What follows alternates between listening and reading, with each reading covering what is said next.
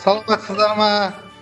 Құрметті Мейрақуанды күні балалар, сіздерді келе жатқан жаңа жылмен құттықтаймын. Сіздерге тілейтін отбасыларыңызға тек зор денсаулық, семьяда бақыт.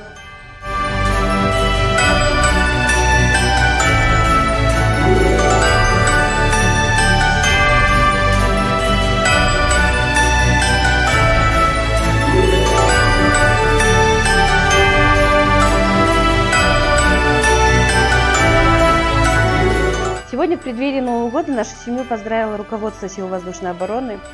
Веселые поздравления Дед Мороза, Снегурочки, приятные подарки обрадовали наших детей.